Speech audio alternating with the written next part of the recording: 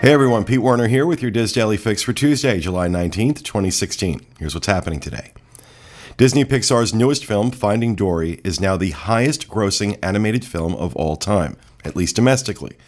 The film, which is a sequel to 2003's Finding Nemo, has grossed a domestic total of $445 million at the box office, passing the previous record holder, which was Shrek 2, and earned $441 million back in 2004.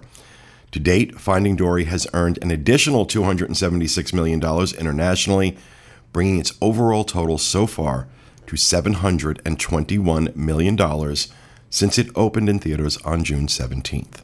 Not bad for a month's work. Now on to aquatic creatures far more dangerous than clownfish. A report surfaced last week that says firefighters from Reedy Creek Emergency Services, which is Disney's public works department, have been warned about feeding alligators near their fire station.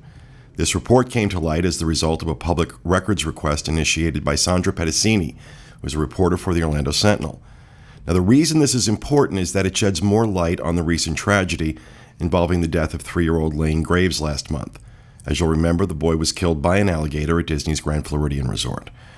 Wildlife experts surmise that part of the reason that might have happened is that people had been feeding the alligators, and as a result, the alligators began to equate people with food, making them less afraid and possibly more aggressive.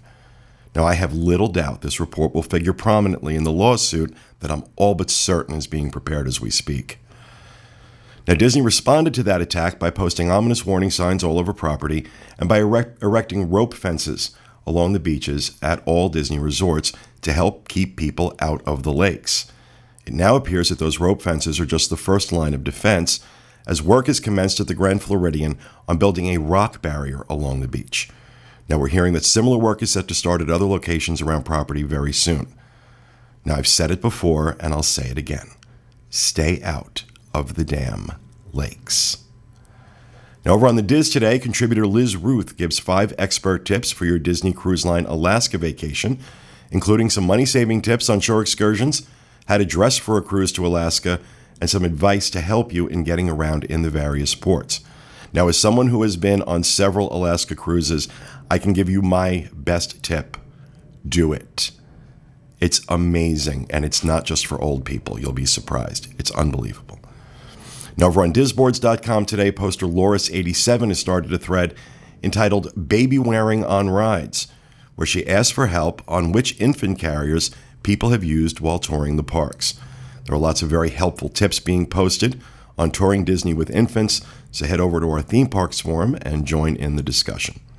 Now, normally this is the part of the Daily Fix where I tell you about what's coming up on the Disney World edition of the Diz Unplugged later today.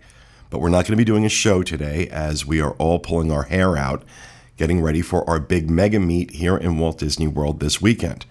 If you don't know, we're celebrating the 10th anniversary of the Diz Unplugged podcast, and we have more than 500 Dizzers coming into town to join us. Now, we're going to be posting lots of updates from the event over the weekend on Facebook and Twitter, so please be sure to follow along. But also, this event is about raising money for Give Kids the World.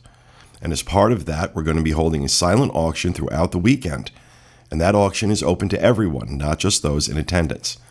If you'd like to join in the auction this weekend, then be sure to download the HandBid app, that's HANDBID, from either the iTunes App Store or the Google Play Store. The auction will open sometime on Thursday and run through Sunday evening. Now, we have more than 100 items going up for bid, ranging from small handmade gifts to great pieces of Disney art and collectibles. And I know they're great pieces of Disney art and collectibles because many of them are coming from my personal collection. My walls are bare right now. Well, not completely, but you get the idea. Now, 100% of all money donated at this auction will go to Give Kids the World.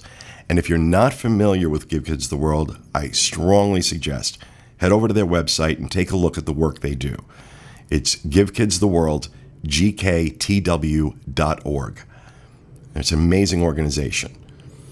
And so this weekend, you'll have a chance to not only enhance your Disney collection, but also help send kids with life-threatening illnesses to Walt Disney World at the same time. Now, finally, if you're going to be in the parks in Orlando tomorrow, you can expect sunny skies with a high of 94 and a low of 77, only a 20% chance of rain, which is a nice change of pace.